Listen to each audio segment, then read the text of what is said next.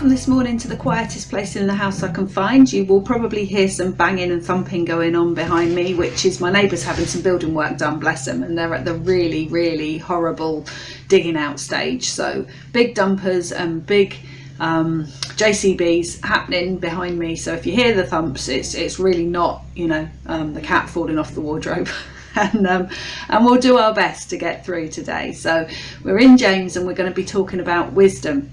And I'm going to read the passage first. It says, "Who is wise and understanding among you? Let him show it by his good life, by deeds done in the humility that comes from wisdom. But if you harbour bitter envy and selfish ambition in your hearts, do not boast about it or deny the truth. Such wisdom does not come down from heaven, but is earthly, unspiritual, of the devil. For where you have envy and selfish ambition, there you find disorder and every evil practice.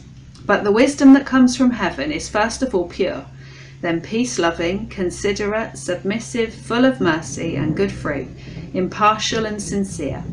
Peacemakers who sow in peace raise a harvest of righteousness." So again, James giving us some interesting thoughts about this whole subject of wisdom.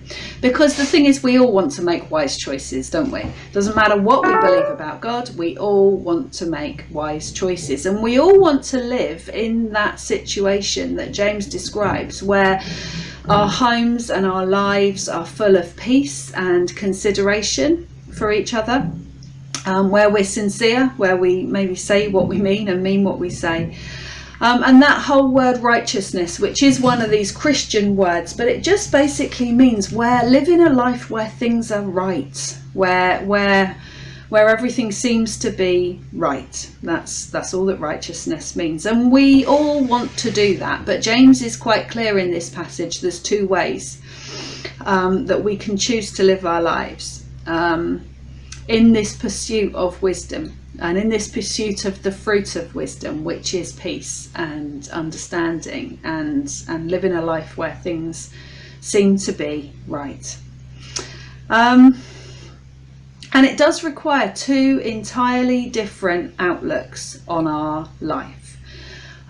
Because James talks about, first of all, this thing where we are pursuing selfish ambition and envy, and he says that that's one particular way to live, and it's a particular way to live that we can avoid. But let's be realistic about it.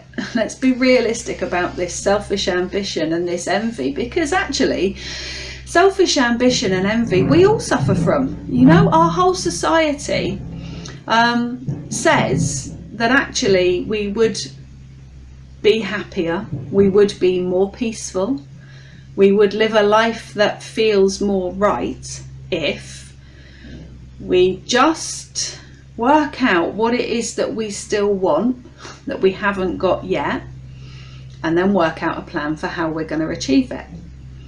So while these words, this selfish ambition and envy, would seem to be cruel and wicked and things that we don't want to do, actually the reality is we all do look at our own situations. We look at the situations that other people find themselves in. We think, well, actually I want a bit of that.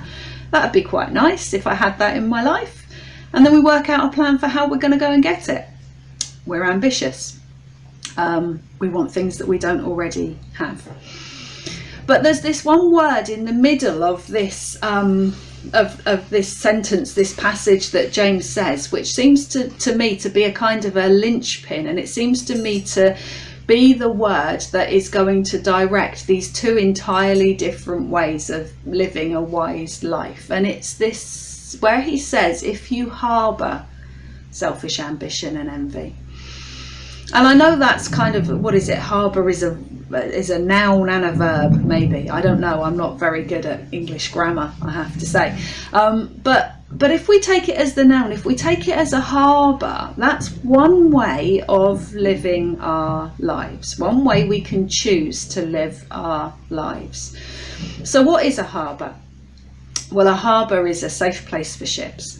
A harbour is somewhere that is protected. A harbour is somewhere that is warm. A harbour is somewhere where you don't allow trouble to come.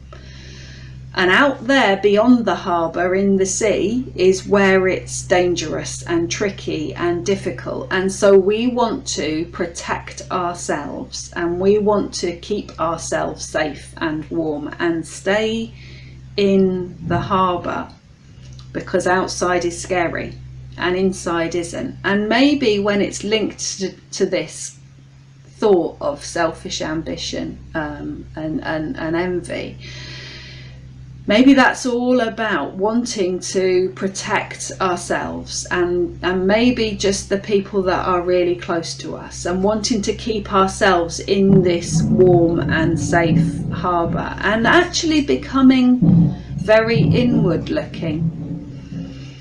I think a life that is designed or is structured in that way says things like, actually, I'm going to look after me first. Actually, I'm going to make sure I'm in the harbour. Actually, I'm going to close the walls up, and I'm going to protect myself, and I'm going to look out for my own interests. And in that way, I'm going to hope to create a place that is some of those fruits of wisdom, peaceful and quiet and sincere, and I'm going to try and make it right on my own, because I'm just going to keep myself in this harbour, and I'm going to be more about me first than about other people first. The thing is, James also goes on to say that if we're looking after ourselves first, if we are staying in that harbour and looking after ourselves first, then what we're doing is we're denying the truth. What's the truth? The truth comes from other passages in the Bible, and the truth actually is Jesus, because Jesus says, I am the way, and I am the truth, and I am the life, and nobody comes to the Father except through me. So if Jesus is the truth, and yet there's something within us that wants to keep ourselves in this harbour safe and warm, and don't let any scary things in, and keep other people out, actually, because I want to look after myself first, then James says we're denying Jesus.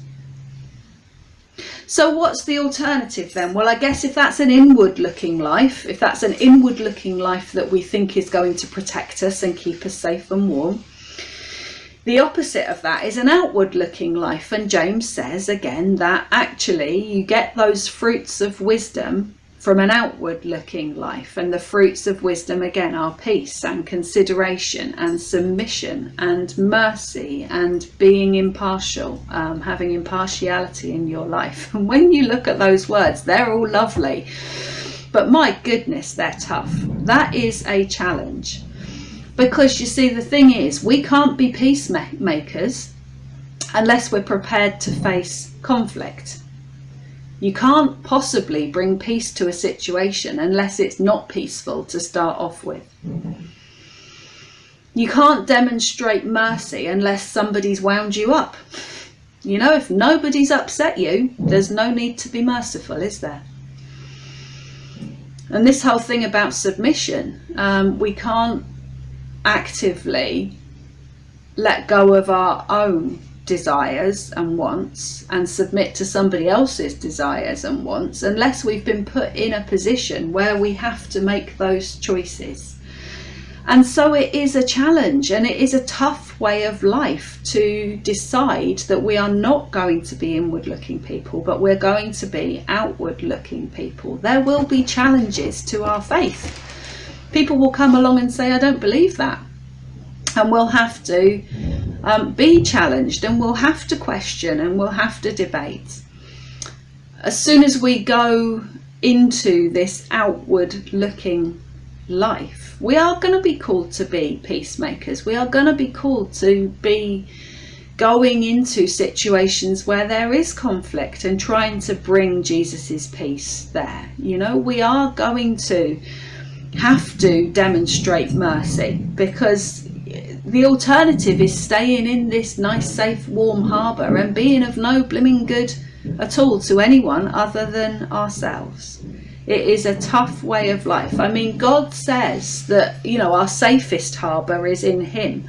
I guess he's got some kind of floating harbour that goes with us out to sea, so that ultimately we do know we are safe, but it will be challenging. And the reality is that we're probably neither one thing or another most of the time.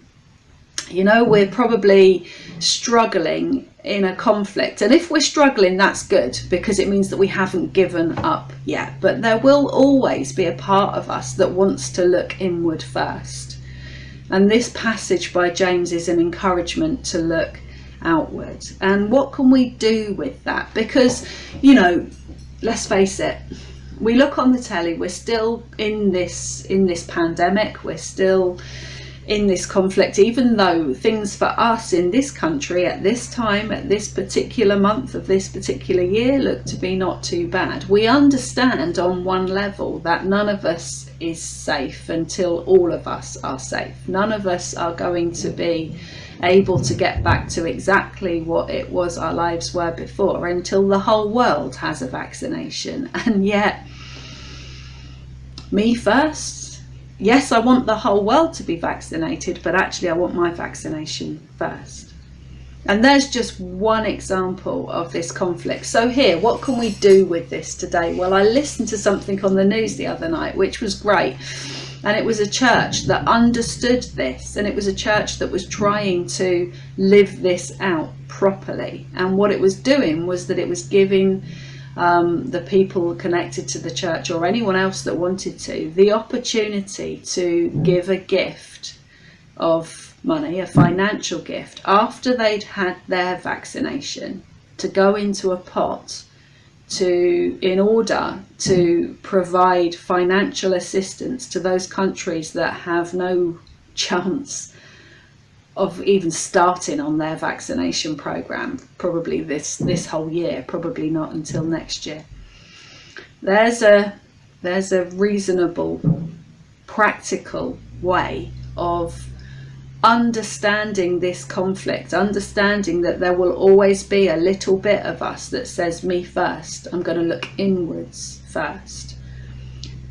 But even while understanding that, at least makes an effort to look outwards. And I thought, well, what could we do? I don't know who's going to be watching this, but I have looked up, and maybe you'll have your own ideas about how you can be outwards with this. But I looked up Tearfund, who CleerWay Church have supported in the past in various times of need, in various conflicts. And they have a request for donations at the moment, and their donations are going to go to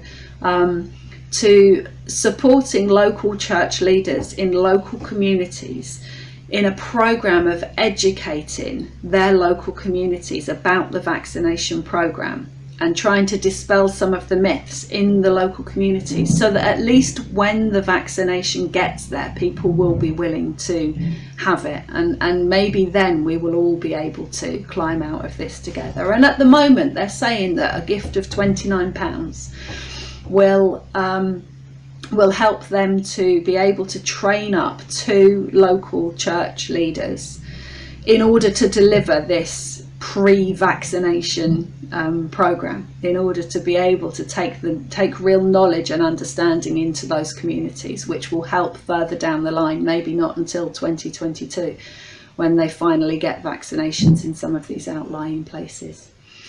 I don't know what £29 means to you. I don't know whether that's what you've got for your food shop this week. If that's what you've got for your food shop this week, then spend it on food. But maybe if £29 to you means either something else for your own comfort and convenience, or £29 is something that you could consider donating for somebody else's comfort and convenience, and maybe even the saving of a life, then maybe you'll feel led to go to the Tearfund site, or frankly any of the other sites, and see what you can do in order to practically outwork and live this life that is more outward looking than inward looking, that James would encourage us to do this week.